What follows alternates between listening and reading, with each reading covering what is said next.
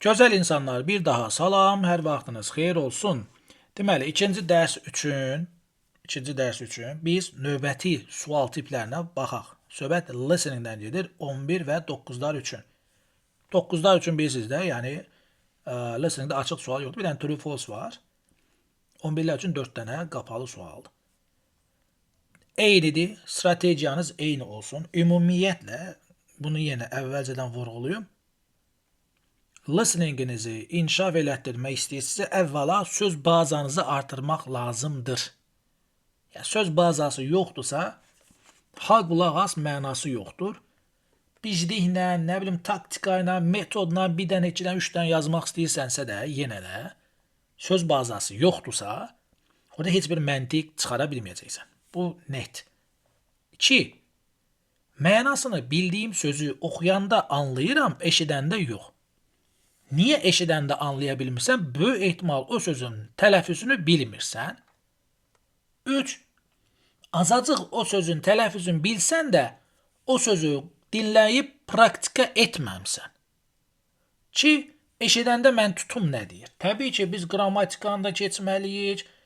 Zamanlarda, məlumu da, məchulu da, modalları da, nə bilim, sual cümləsi, bağlac və s. Bunlar hamısı oturmalıdır ki, proqram bitməlidir və sən onu mükəmməl o mövzuları qavramalısan ki, sözləri bura əlavə eləyəndə, sözlərin mənasını, tələffüzünü və onlarla müntəzəm praktika eləyəndə bu qulaq inkişaf eləyir. Bu qayda deyil, bu vərdişdir.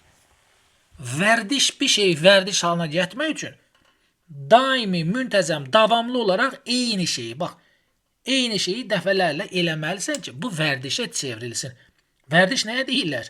Eyni şeyi müntəzəm eləməyə deyirlər. Adam üzrsən dırnağını yeyir. Eyni hərəkəti eləyir də. Bu artıq vərdişdir.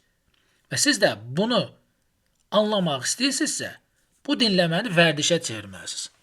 Maşallah 9-larda 82 dənə listening var. 11-lərdə 40 neçədir, plus ikinci hissədə vurur hara çıxır. Bir dənə mətnə 10 dəfə, 20 dəfə, dəfələrlə qulaq assan, o sözləri də öyrənsən, bu vərdiş olacaq. Zaten davamında nə qədər mətn var. Hərəsinə bir 10 dənə qulaq as. Bəs eləyir. Plus sözlərini də öyrən, tələffüzünü də öyrənəsən. Yəni, davamlı şəkildə məşğul olmaq lazımdır. Təbii ki, öyrənəndə sözlərin sinonimini də öyrənin. Yə gələndə antonim də öyrənin ki, sizə bəlkə o sözü parafraz eləyir, bəlkə o sözün olduğu kimi yazmır, sinonimin yazıb verəcək. Təsdiqi, inkarı və s. Testlərə diqqətli və məntiqli şəkildə yanaşmaq lazım. Məsələn, Antarktikada kaktus bitir yazsa, siz biləsiniz ki, bu səhvdir. Heç bunun qulaq asmaq ya da mətnini oxumaya ehtiyac yoxdur. Məntiq olaraq orada heç də bitmir, normaldır. Ya bunu uşaq var, bilmir. Uşaq var 27 mayda sınağa girir, dövlətin sınağına. Amma bilmir ki, sual da belədir. Birinci Dünya müharibəsində müstəqillik qazanan ölkə. Biri Almaniya yazır, biri Hindistan yazır. Amma heç kim Azərbaycan yazmır ki, 28 mayda Azərbaycan müstəqillik qazanıb. ADR-dən gedir söhbət. Yəni, məntiq yoxdur. Məntiqi yanaşmaq lazımdır. Bir də bayaq dediyim kimi, DİM-in 9-11 toplularındakı listening və mətnlər kifayət edir. Heç yana başqa qaçmağa ehtiyac yoxdur. Getdik. Deməli, mən istəyirəm ki, bicliklə yazım, dinləmədən olur. Amma həmişə özünü doğrultmur. Necə olur, nə qədər olur, yenə də o barədə mən müəyyən fikirlərimi paylaşım. Adətən, həmişə yox. Adətən inkar sözlər, həm qrammatik, həm məntiqi inkar sözlər səhv çıxır. Adətən.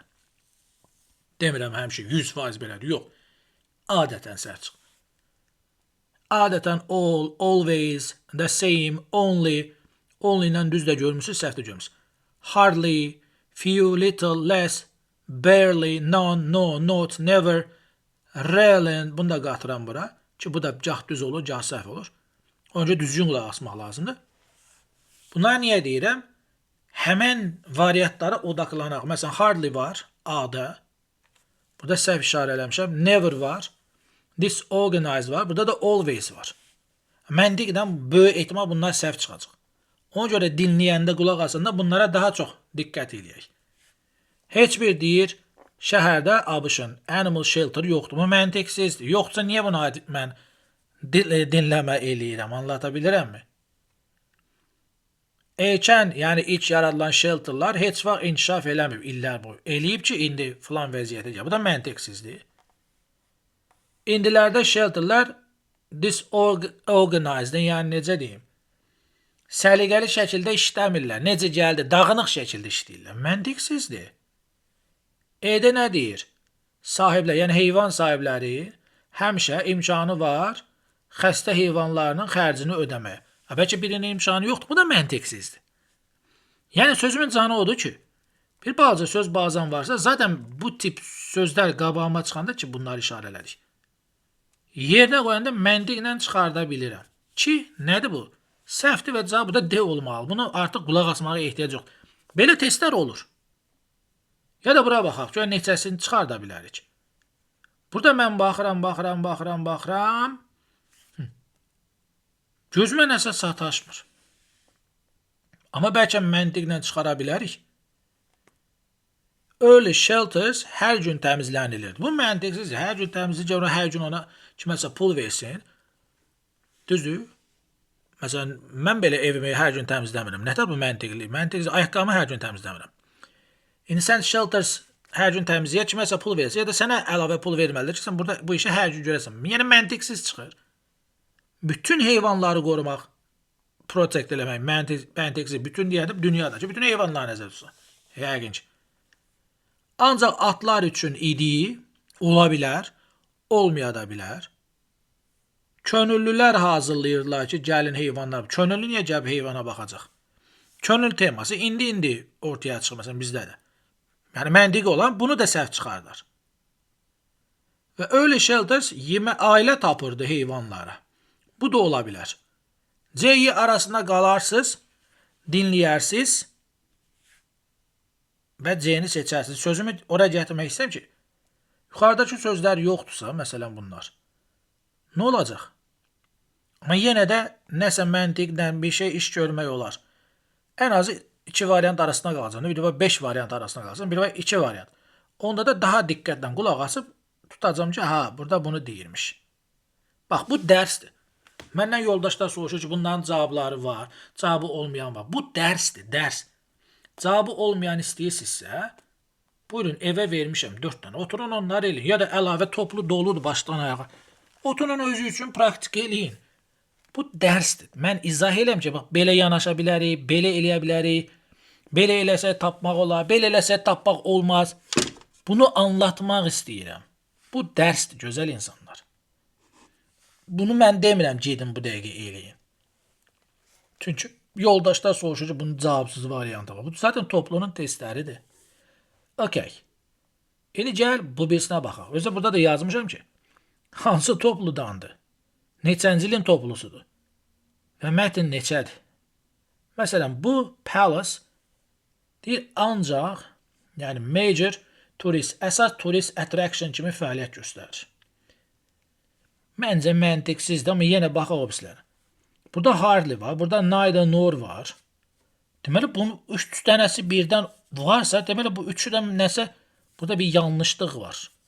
Yəni, bunların üçü də səhv çıxmalıdır. Filan yerdə yerləşir. Burada da deyir ki, nə bilim, Tudorlar, nə bilim, Gotik, nə bilim, nə falan filan. Yəni, sözümün canı o ki, buna da qulaq asmasın, bilməm nədir. C-Y arasında qalarsınız. İndi Bangalore həqiqətən Londonun qəsəbələrindən biridirsə, ətrafındadırsa, okey. Ya da məsələn, Tudorlarla Scottish Gothic mixdsə, okey.